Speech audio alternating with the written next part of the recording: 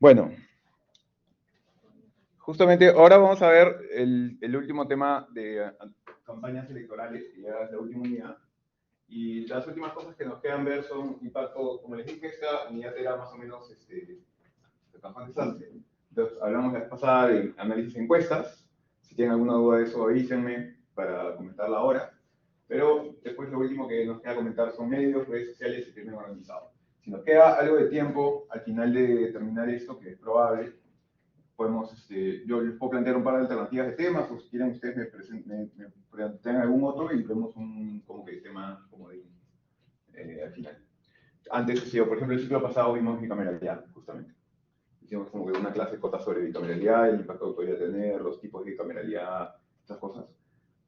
Pero depende, si es que ya lo han estudiado en otro curso y no les interesa y prefieren otra cosa, puede ser. No sé, pero ya vemos eso en un rato. Ahora vamos a comenzar con análisis de medios, y qué mejor que comenzar con análisis de medios que mirando los medios de día. Pero más allá de los temas de criminalidad que están bastante altos, bueno, estuvo el tema de la entrevista a Keiko Fujimori, que en realidad salió ayer en el Trome, y hoy día, no, ayer en Panorama, el sábado en el Trome, no. ¿Cuándo fue que salió en Trome? No me acuerdo. No me acuerdo si fue sábado o domingo, pero fue una entrevista así a página completa. Y después han habido como que nuevos avances o sea, han seguido habiendo avances en la tensión. Vieron que la semana pasada salió Keiko Fujimori a decir primero pedir algunos cambios en los ministerios, entre ellos salud, y al día siguiente renunció la ministra de Salud. Ahí pueden ver como que un poco dónde está el poder, o sea, el poder fáctico, ¿no? Porque una cosa es el poder de legitimidad como que teórica, quién tiene el poder en la teoría, quién tiene el poder en la práctica. Entonces, ¿ustedes creen que Dina podría salir a enfrentar políticamente a Keiko Fujimori ahora? No. No puede, pues, ¿no? Porque si lo hace, se queda... si ustedes buscan... Claro, exacto. Si ustedes buscan... Justo la vez pasada para otra cosa vi la suma de votos y faltaron 23 votos para que la moción de vacancia contra Dina, que se presentó en febrero por el tema de las protestas, pase, ¿no? Se habían llegado 60 y tantos votos, pero necesitaban 23 para que llegue a 87. Y la cantidad de votos de Fuerza Popular eran justamente 23. Faltaban como, o sea, digamos, si es que ellos hubieran votado, hubiera podido pasar la vacancia. O sea, digamos, no es que solamente vaya a depender de ellos porque siempre por ahí que los números dependen de la coyuntura específica, porque siempre hay unos cuantos que ahí a veces apoyan, a veces no. Entonces necesitas más que la cantidad justa para estar seguro que vas a poder. Pero igual es una fuerza bien importante, la de Fuerza Popular. Entonces es interesante cómo ha ido avanzando esa tensión. Y también el caso, bueno, otros casos contra el gobierno, como este de acá de Salatiel Manrufo, ¿no? Aportes, está la Comercio, está la también acá, aparece un nuevo aportante de campaña de Dina Boluarte, en fin. ¿Cuál es el rol? Eso es lo que vamos a ver, de la prensa en las democracias y en las elecciones, ¿no?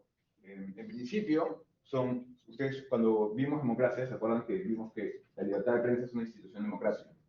¿Y por qué? Porque, si se dan cuenta, es una fortaleza del sistema en que la propia gente pueda fiscalizar el poder, ¿no? Y debería poder preguntarle cosas. Tiene sentido con cómo está organizando su sistema, que haya que quienes tienen poder tienen que hacerlo transparentemente, y entonces, como no todo el mundo tiene tiempo de estar chequeando directamente qué es lo que pasa, hay un grupo de gente que son los que se dedican a investigar a los que tienen poder, ¿no? Esos son los que hacen prensa, no Magal, que investiga, ¿no? Sino ya, cuando investigas a donde está el poder, ahí estás haciendo periodismo, ahí sacas un reporte, muestras cómo se están haciendo las cosas.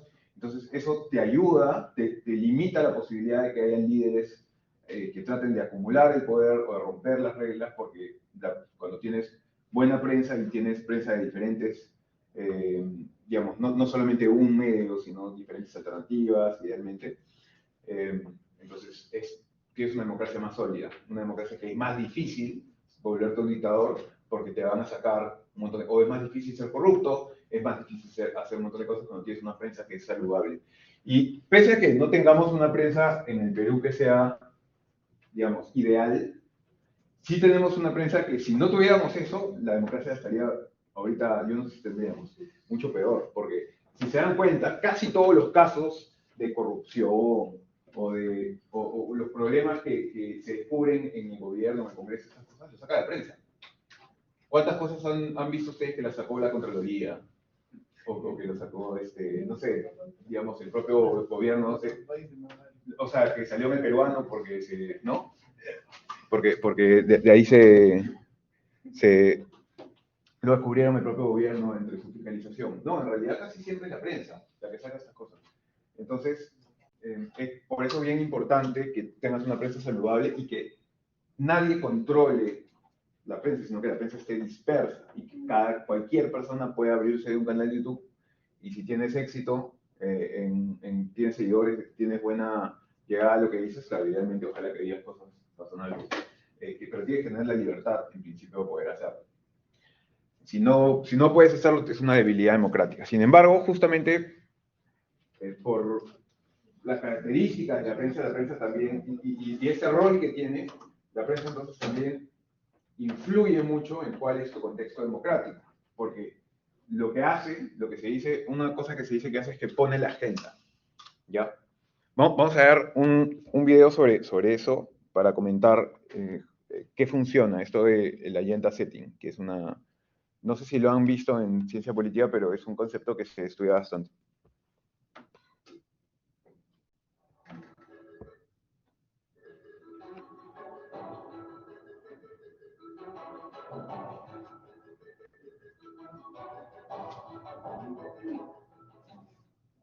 Hola a todos, ¿cómo están? Espero que estén pasando muy bien y bienvenidos una vez más a este canal.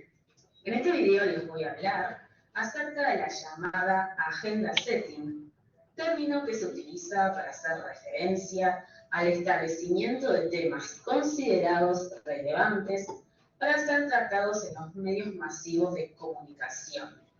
Los medios establecen una agenda en común en la que se pauta un orden temático a tratar en un plazo de tiempo determinado.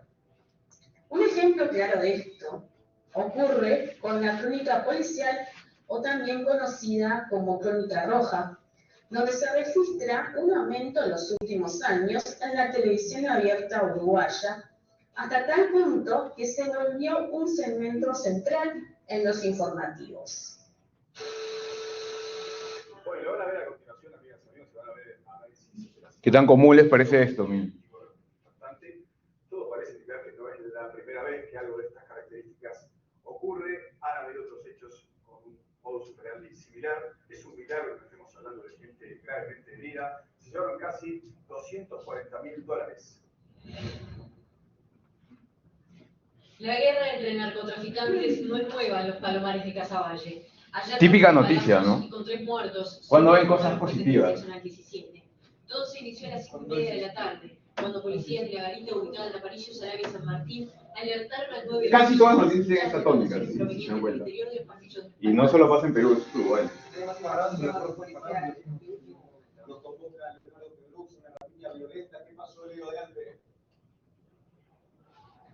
Sí, momentos de tensión se vivieron hace escasos minutos aquí en Paso Molino, Graciela y Julián Álvarez.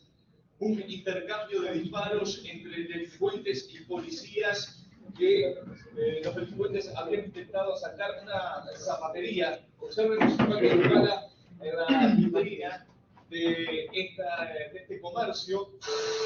¿Cómo surgió la teoría de la agenda setting? Según Teresa Sábaga, en su texto, Framing, el encuadre de las noticias, el binomio terrorismo-medios, la teoría de la agenda setting surge como respuesta a las posturas imperantes en los años 50 y 60, que caracterizan como limitados los efectos que causan los medios de comunicación en las audiencias. El término agenda setting fue propuesto por Maxwell McCombs y Donald Schaff, quienes sostenían que son los medios los que determinan los temas más importantes del público y no a la inversa. ¿Cómo funciona la agenda setting? La agenda setting se compone de 3 tipos de agendas que intervienen en el proceso comunicativo y que se relacionan entre sí. Por un lado, la agenda de los medios consiste en la medición de los temas en los medios de comunicación, fundamental para jerarquizar los temas a tratar en un plazo de tiempo.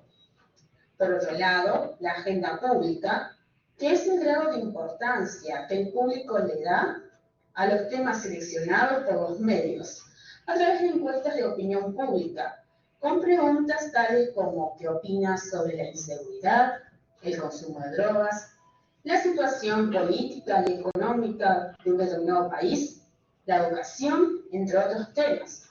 Como así también, ¿cuál considera que es el tema que más preocupa en su país?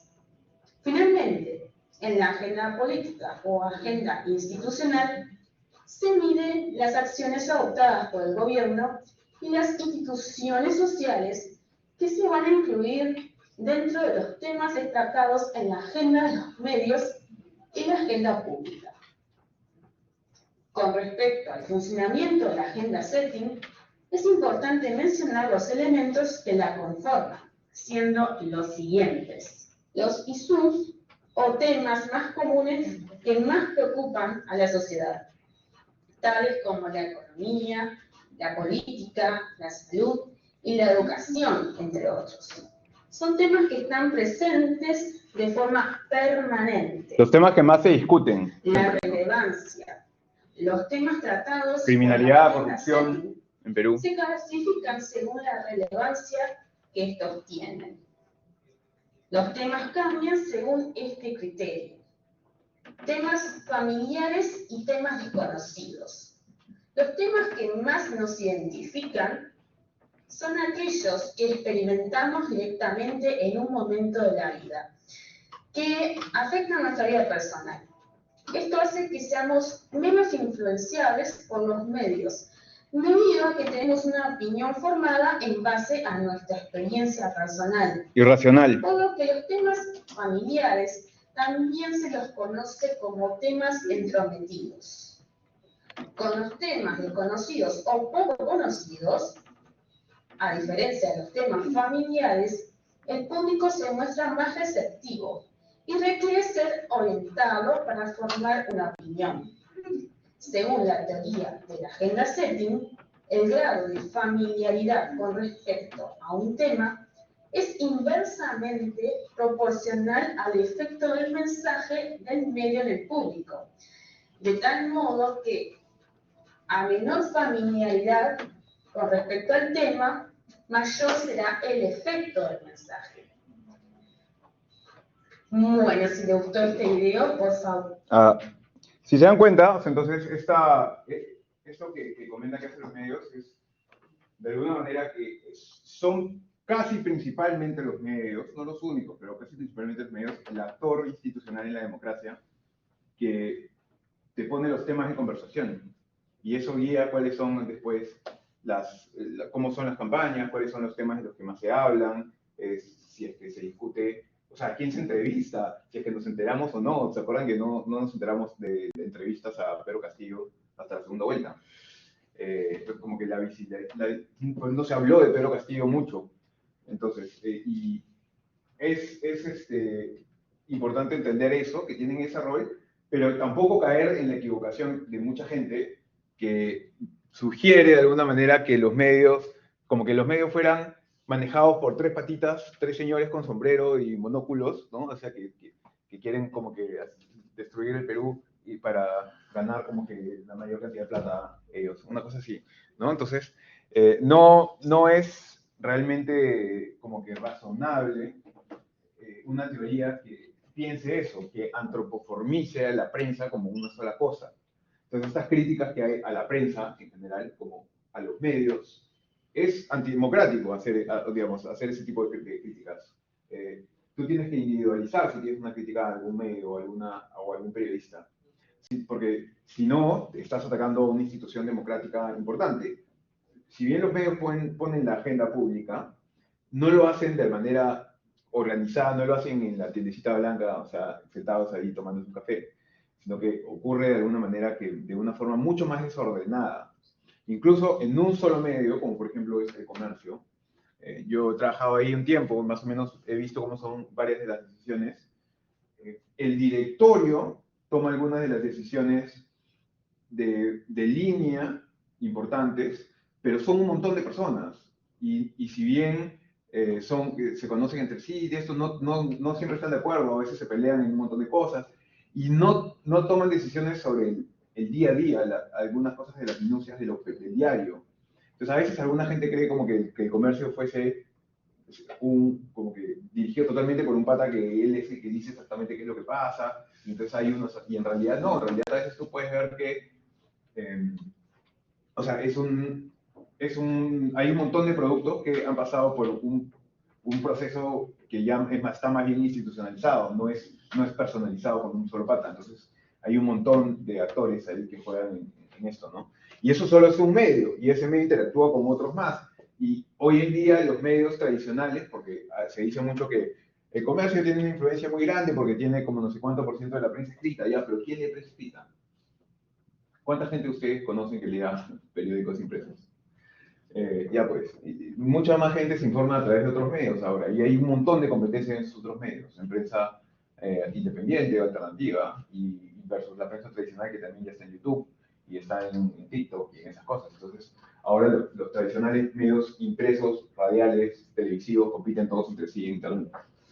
Entonces hay como un poco más de competencia que antes, además ya se suman los medios nuevos, entonces no hay, de nuevo, acá acuérdense de la acción colectiva, de la idea de que esos monstruos son todos compuestos por individuos que toman sus propias decisiones y que tienen información imperfecta, son irracionales. Entonces, no es que hay un monstruo coordinado que se llama la prensa, que está intentando hacer algunas cosas específicas, pero sí la prensa tiene un rol de poner la agenda. O sea, el resultado de esa interacción de los medios termina poniendo la agenda en la sociedad. Hay bastantes estudios en ciencia política que te explican qué cosas tienen influencia respecto de la agenda que pueden poner los medios, ¿no?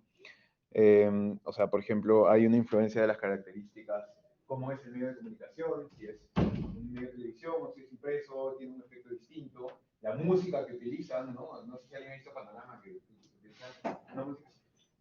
Y no saben lo que ocurrió esta noche. Y ponen un resaltador haciendo y resalta algo que nadie sabe qué dice. Es como que tratan de generar emoción, porque eso es lo que de alguna manera, o sea, ¿a qué apelan? ¿Qué hace que la gente vea cosas? Racionalidad, no, la gente no está esperando ver racionalidad. O sea, mucha gente quiere que le pongan información así en pastillitas, y si te quedas probablemente es porque te emociona algo, porque te enganchas con, ¿y qué tipo de noticias han enganchado más? Noticias que son más así emocionales. Pero bueno, también hay una influencia de las características del contexto político, ¿no? Si es que tú eres de la oposición, quién está en el gobierno, qué medio le crees, qué medio no.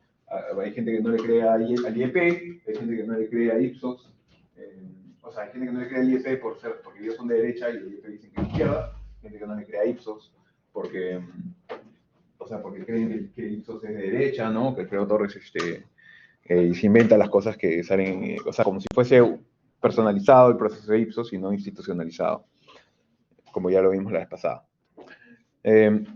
Hay una rueda, como un círculo de como que la realidad, en realidad nadie la podemos percibir tal cual.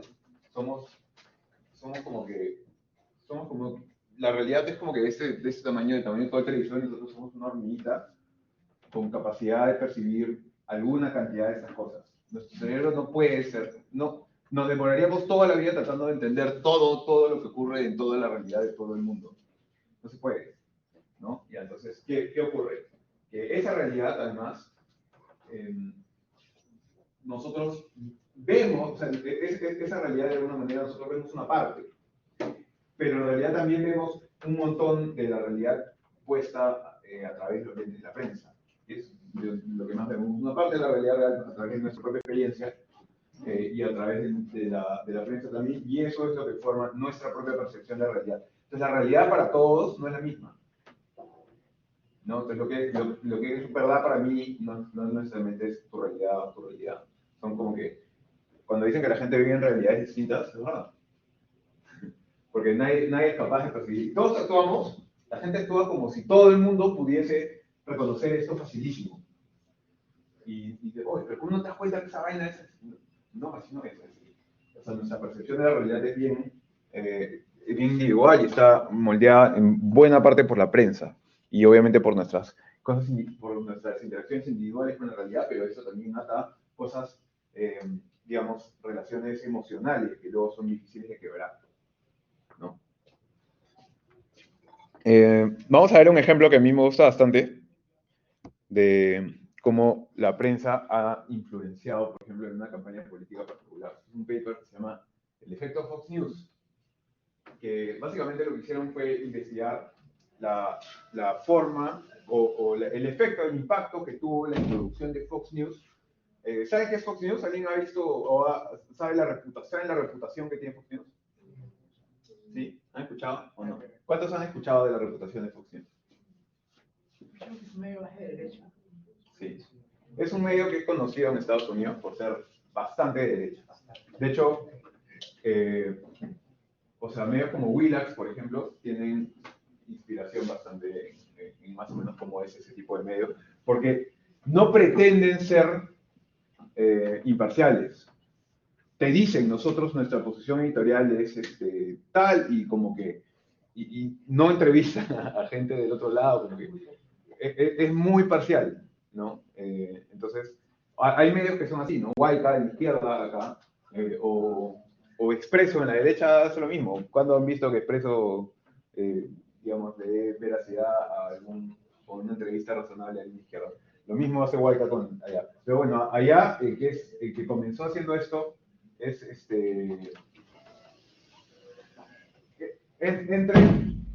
entren nomás, no me entren nomás, no me tienen que pedir permiso, solamente cierren la puerta. Bueno, les decía que entonces en este paper se investiga cuál fue el efecto que tuvo la introducción de Fox News en las elecciones de Estados Unidos, particularmente en las elecciones del 2000. Y entonces luego analizar un montón de datos, y claro, lo que hacen es ver los estados en los que ya se había introducido Fox News, los estados en que no, los estados en que se introdujo más tarde, y hacen una comparación cuantitativa en eso, y ven si es que hubo o sea, limpian la data con regresiones y ven si es que hubo algún efecto allí, ¿no? Y ellos encuentran un efecto significativo en la introducción de Fox News en la participación de los votos en las elecciones presidenciales. Entre el 96 y el 2000, los republicanos ganaron de 0.4 a 0.7 puntos porcentuales en los pueblos que transmitían Fox News, ¿no? Entonces, esto fue, por ejemplo, esto fue la elección del 2000, este es el resultado, y lo interesante de la elección del 2000 fue que estuvo súper pegada, ¿no? Estuvieron a punto de, digamos, cualquiera podía ganar, y el estado que definió todo fue Florida, fue el que salió al final, y además la diferencia de votos fueron 537 votos a favor de Bush. 537 votos, o sea, acá hemos hecho, Keiko hizo escándalo por 40.000. Y dijo, no, fraude, muy cerquita. No, ya, acá fueron 537 votos la diferencia, en un país que tiene 300 millones de personas. ¿No? Acá tenemos 30. Bueno, entonces lo que ocurría acá era, claro, si el que ganaba Al Gore acá, ganaba la elección. Y entonces, y además hubo sospechas aquí de cómo es que se dieron los resultados, entonces Al Gore lo cuestionó ante la Corte Suprema, pero apenas se hizo claro que el proceso iba a ser muy largo y iba como que a perjudicar la posibilidad de que haya continuidad y claridad, al final se tuvo que ir, no tuvo que abandonar, pues no terminó así nomás el proceso. ¿Sí? De hecho, era mucho más sospechoso que el gobernador de Florida haya sido Jeb Bush, el hermano de George Bush. De modo Sí, claro. que todos pensaban que iba a ser el candidato en el 2016 y Trump se lo bajó hacia el toque. Pero bueno, sí, claro, eso pasó. Y fíjense que en Florida entonces solamente hubo 567 votos de diferencia a favor de Bush, ¿no? Así se dieron los resultados, miren, qué bravo. Imagínense que, como que, ¿por qué? ¿Por qué tan...? Entonces lo que hicieron fue esa comparación de estados y de ciudades, ¿no? De dónde es que se introdujo Fox News antes, dónde no, hay lugares donde tenían data, hay lugares donde no tenían data, entonces lo hacen de la mejor forma que pueden con la data disponible. Y acá es donde encuentran, esta es la tabla de la regresión donde encuentran los resultados que son significativos. Cuando ven las estrellitas, significa que es significativo, ¿no? Esto es como que tu teoría 1 y luego acá vas poniendo diferentes alternativas, ¿no? Acá veo cómo es con el control de censo y data. En este de acá veo cómo es, o sea, si le meto esta otra variable, acá con esta otra variable, acá con esta otra variable. Cada una de esas filas te va diciendo el resultado, metiéndole diferentes variables y controlas, ¿no? Y tú buscas que tu constante sea significativa, por lo menos en algunos casos. Y entonces lo que encuentran traducido es eso de acá que les decía, ¿no? Encontramos un efecto significativo de la exposición de Fox News en la votación. Con base en esta evidencia y datos de audiencia a micronivel, estimamos que la exposición de Fox News indujo un porcentaje sustancial de los televidentes no republicanos a votar por el Partido Republicano del 3 al 8% según la medida de la audiencia más inclusiva y del 11 al 28% según la medida más restrictiva. No tienen un rango. Pero tomando la medida, o sea, la medida más baja, solo Fox News sería culpable de que haya ganado Bush. No. Sin Fox News no hubiera habido, o sea, según esta medición, según la cantidad de votos que logró voltear, con esto, si no hubiera habido Fox News, el presidente hubiera sido Al Gore.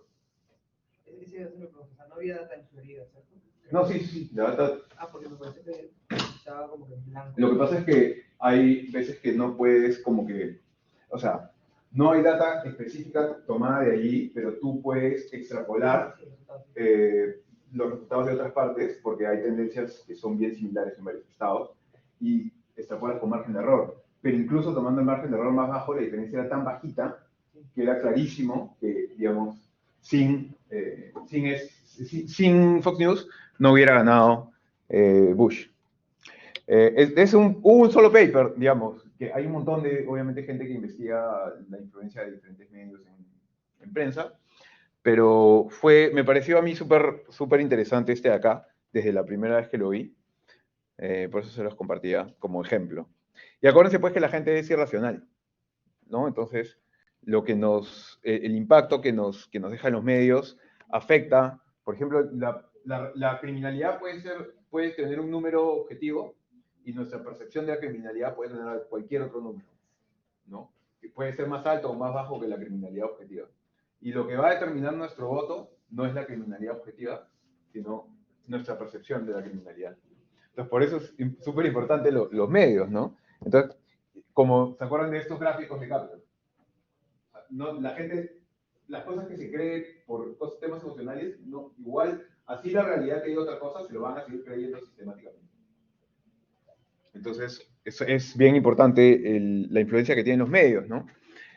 Fíjense, por ejemplo, lo importante que son estas teorías. Ahorita, la teoría predominante es que, bueno, fácil, algunos lo están empezando a cuestionar en estos días, pero hasta hace muy poquito, la teoría predominante es que sí, obviamente, Dina Boluarte se va a quedar hasta el 2026. Como que queda más o menos, porque sí, ya bajó la tensión y no sé qué. Yo les he argumentado lo opuesto por otras razones, pero les pongo un ejemplo de una vez que también yo sentí algo bien parecido, que fue cuando, por ejemplo, si les dije esto, que Soto dijo, el rechazo a Manuel Merino era muy difícil de prever, ¿no? Lo dijo el 18 de noviembre del 2020. Si él se metía a Google 2 semanas antes, iba a encontrar esto acá, ¿no? La aprobación de Manuel Merino, ¿cuánto es? Bien baja para ser un presidente del Congreso. ¿Cuánta es la cantidad de gente que preferiría que a Vázquez a Vizcarra? Solamente el 20%. Entonces, claro, pero ¿qué era lo que estaba pasando en realidad? Esto es una medición de redes sociales que hicimos, bueno, yo no tuve nada que ver, yo no tuve nada que ver en la medición, pero sí en el reporte en el que esa medición se publicó, que trabajamos con Llorente y Cuenca. Esta fue una medición a redes, en Twitter, y la gente que estaba a favor de la vacancia miró sus interacciones. Solo hablaban entre ellos. cámaras de eco así brutal. Todos los demás estaban por acá. Entonces, claro que no se enteraron, claro que era difícil de prever.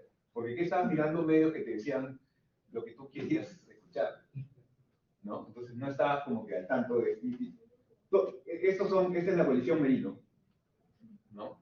Que además ahora es bien cercana a la coalición actual del poder.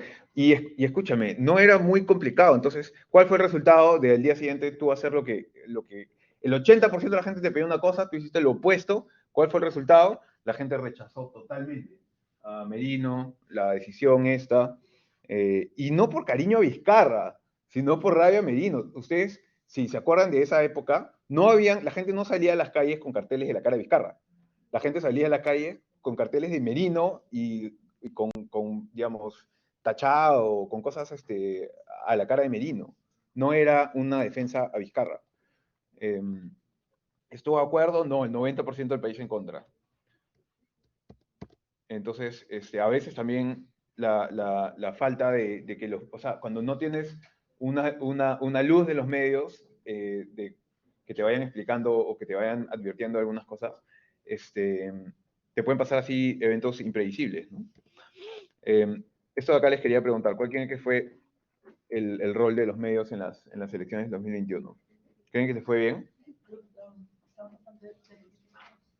Bastante desestimado, ¿no? Sí, Por eso hay un capítulo de elecciones 2021 que habla Enrique Partiu y Ajá. otro académico, afirmando que ciertos medios de comunicación, en especial el caso de Willax, en primera vuelta apoyaron tanto a Renovación Popular, López Aliaga, y Hernando de Soto, de Avanza País. En la segunda vuelta hicieron lo mismo con Keiko Fujimori y gran parte de los medios de comunicación, con excepción TV Perú, que sí estuvo igual, RPP, Claro. y ATV, que dio un poco más de preferencia solo por 2 veces transmitidas a Pedro Castillo. Los demás sí tenían quizás más preferencias hacia Fujimori. De hecho, ese fue el motivo por el que en 2011 Vargas Llosa renunciara momentáneamente a el Grupo del Comercio, porque claro, tenía una inclinación hacia Keiko Fujimori en la segunda. Exacto. De hecho, en ese libro que tú mencionas, en esa página, ellos muestran un montón de data, ¿no? O sea, de los números, de la cantidad de apariciones, de menciones en prensa de Fujimori versus Castillo. Y, o sea, si tú lo mides cuantitativamente, sí fue bien clara la parcialización de algunos medios. Y ojo que son medios que, ok, libertad de prensa, pero el espectro radioeléctrico no es infinito. Entonces, tú tienes una responsabilidad cuando te asignan una parte del espectro radioeléctrico digamos, ok, te doy ese espectro, tú tienes la libertad de prensa ahí de esforzarte, pero no es que tú puedes hacer absolutamente lo que quieras sin ningún tipo de responsabilidad o ética, ¿no? Entonces, por eso sí hay algo claro, pero al mismo tiempo cuando en las democracias les hemos dado al gobierno la posibilidad de controlar a la prensa, no nos ha funcionado bien, porque el gobierno ha terminado silenciando a la prensa. Entonces, el problema es que la prensa, lo ideal es que se autorregule y que los ciudadanos también critiquen a la prensa y escojan medios que sean, digamos, los más serios, ¿no? Entonces tiene que ser el tema es que la prensa es una de esas instituciones democráticas que está más bien del lado que corresponde a la ciudadanía y a la sociedad civil, no al Estado. Entonces, es complicado. Quizá el Estado sí puede sacar algunas leyes, algunas normas que por ahí que castigan alguna cosa muy extrema, alguna sanción, alguna conducta demasiado extrema, ¿no? O sea, como las injurias o estas cosas. Pero en general no nos ha funcionado bien que sea el Estado el que controle estas cosas. Pero bueno, para acordarse de esto, de las elecciones de 2021, Diego Salazar, no sé si lo siguen, es un periodista del Comité de Lectura que antes ha trabajado en Perú 21, en varios medios de comunicación, escribe en Washington Post y en The Times también varias veces. Bueno, la cosa es que él escribió este artículo justo en el Post sobre el rol de la prensa en las elecciones de 2021, y él ha seguido bastante este tema, y él contaba que tenemos muchos ejemplos a escoger de cómo la prensa fue un actor que no ayudó a la calidad democrática de las elecciones, ¿ya? La mayoría de los ejemplos transcurrió en el set de América Televisión de la cadena hermana Canal N, empezando por la evidente parcialidad a la hora de elegir analistas. Solo elegían analistas que más o menos tenían una tendencia, pues. lo democrático y lo ideal es, o sea, ¿por qué no entrevistas a gente que piensa diferente? ¿No? Es como, no sé si alguien ha visto BoJack Horseman, que cuando dicen, ah, sí, vamos a entrevistar como que para que hablen sobre el aborto a estos 4 señores viejos, ¿no? Y es como que, oye, ¿por qué no haces como que, si quieres hablar de un tema, entrevista como que cosas a gente como que diversa? No pongas a solamente un sector de la opinión. Eso es una cosa que fue un problema en las últimas elecciones acá. El compadrazgo con figuras cuestionadas, cuya única razón de estar enfrente era defender de cualquier manera la candidatura de Keiko Fujimori. Y la defensa de esta teoría del fraude se llevó a niveles absurdos, ¿ya? Uno de los momentos más bravos fue este de acá, no sé si se acuerdan, ¿no? El señor criptoanalista. Ya, y aquí hay dos problemas. Hay un montón de problemas. Pero sobre todo desde, a ver, ¿quién selecciona? No sé si después se enteraron que ella no estuvo a favor de seleccionarlo a él, como entrevistas se lo que se impusieron. Entonces y ella estuvo como que ahí en la encrucijada de o renuncio al momento o lo entrevisto. Y prefirió entrevistarlo, que de verdad que cuando uno está en nivel de estrés es difícil jugar una situación como esa. Yo no sé qué haría en ese momento. Porque no es que así nomás en cualquier momento uno puede renunciar a su trabajo. ¿No? Tienes que pagar con tus cuentas. Bueno, pero este tipo, supuestamente criptoanalista, se mandó un montón de datos para explicar por qué si tú cruzabas en una información de la primera vuelta con la segunda vuelta, había anomalías, porque debería... bueno, la cosa es que cuando se le trató de preguntar un poco más y se le pidió que explique el estudio, no tenía nada, y era, la verdad que, o sea, hizo bastante roche, tuvieron que pedir disculpas, porque fue un evidente escándalo, fue un evidente roche. Y es más, salieron estudios de verdad serios, de Ipsos y de la Universidad del Pacífico, como el profesor Pablo Lavado, que investigaron de verdad si es que había habido anomalías supuestamente en la segunda vuelta o en la primera vuelta, y concluyeron, están publicados esos estudios, que no había habido ninguna anomalía. ¿Y ustedes cuánto escucharon de esos estudios ser publicados en la prensa? No, porque la prensa está ahí con la narrativa del fraude. Buena puerta de la prensa está ahí, se la da. ¿Por qué? Porque, no sé, por un tema... no fue una decisión de una sola persona.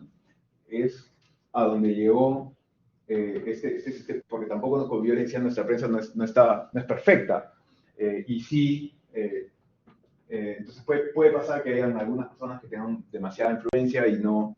y si ocurre que en algún contexto todas o buena parte se pone de acuerdo, ocurre una experiencia como la que pasó en el 2021, y eso termina afectando totalmente pues la confianza, ¿no? Fíjense el impacto. Si bien ya se había venido cayendo la confianza en la prensa, fíjense cómo cayó al 2021. O sea, de 42 al 29%. La caída más grande que había en confianza en los medios, digamos, desde que registra el Latinobarómetro, ¿no? Y claro, hay razones emocionales para entender el porqué de la desconfianza, pero es como esto acá, el tema de que el boca de urna le haya dado la ventaja a Keiko Fujimori. Pero ya tú veías a gente defender cosas absurdas, como que había que creerle al boca de urna en vez de al conteo rápido, porque el boca de urna tiene mejor... ¿Qué? Como que... y te das cuenta que es claramente gente que no entiende el tema, pero hablan con estudiantes segurísimos. Yo no creo que debe ser tanto de que no sea el tema, sino era la desesperación, porque ya desde la campaña era como que si ganaba Castillo ya éramos comunistas, entonces era como que la desesperación de ver que está ganando el comunista, claro. Entonces como que ya te entra la desesperación e intentan decidir. Entonces estás en la fase de negación. Claro. Entonces, digamos que a veces cuando ves a esas personas que después de la campaña ya como que más calmadas y todo eso, digo, bueno, ahora están en esa fase de querer negarlo todo y bueno. Sí, eso en verdad, ustedes, o sea, me imagino que también sintieron que eso ahí pasaba. Hay mucha, o sea, es una reacción que es difícil digamos, a la que es difícil de responder, porque todas las personas que reaccionan así sienten genuinamente que están haciendo algo bien por su democracia, ¿no?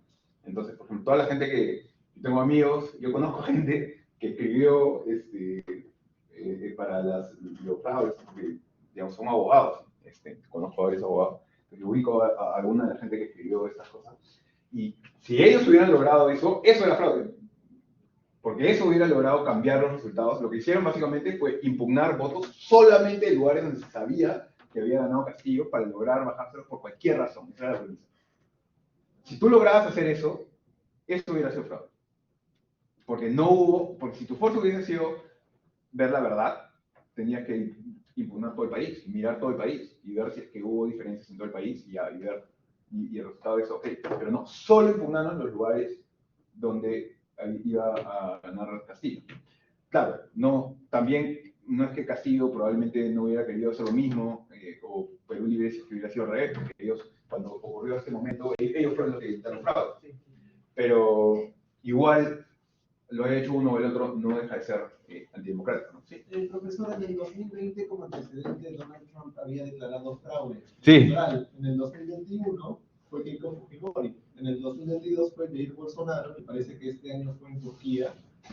Sí. ¿Cuál va a ser el siguiente año? O sea, que esto va a ser nuestra... López Obrador, bueno, yo creo que López Obrador también, él reclamó fraude cuando perdió la última vez.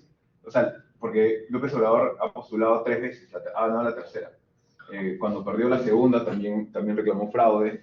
Y es una clásica estrategia de digamos, gente que no, populista, gente que no acepta el poder, gente que no acepta que puede haber perdido. Entonces no se cree que ellos perdieron y te tratan de convencer de que no, ¿verdad? Pues me hicieron trampa, ¿no?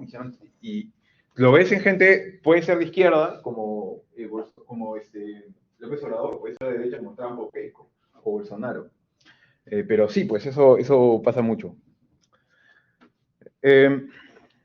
Bueno, eso es más o menos para hablar de el rol que tienen los medios, ¿no? Entonces, cuando analicemos una elección, sea acá en Perú o en otro lado, y la información, probablemente buena parte de la información la van a sacar los medios. Fíjense, chequen en Wikipedia si no conocen cuál es la tendencia de ese medio. Miren si es que hay otros medios, otras tendencias que sacan otras noticias distintas. Entonces hay que ver cuáles son los temas de los que los medios han ido hablando más, porque de ahí van a salir las narrativas electorales siempre. Entonces como que es un punto a chequear, pero no analizar como si fuera... No debemos caer en analizar los medios ni como un actor que fuesen 1, 2 o 3 señores solitos que ellos deciden qué es lo que pasa con la prensa, pero tampoco como si fuesen un actor objetivo totalmente que te transmite la realidad tal cual es, porque no es así tampoco. Entonces, tenemos que entender esa complejidad de los medios y entender la influencia que tienen para poder analizar las elecciones de mejor manera, ¿no? Yendo más allá de lo... En ese círculo, ¿se acuerdan? Este círculo de acá.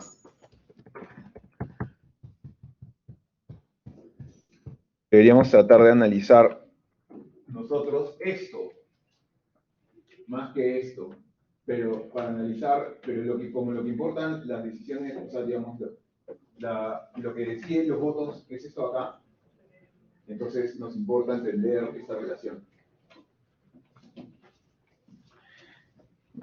Bueno, después vamos a hacer un break y después vamos a hablar de redes sociales, impacto de redes sociales y después de crimen. Hacemos podemos hacer miren, hagamos un break y al volver dejemos un tiempo de 5 minutos para completar la encuesta. Sí, completen las dos, por favor. Entonces, Bob, bueno, al volver, hacemos una encuesta, pero tómense 10 minutos. 10 y 10. Después hablamos de eso, al final hablamos.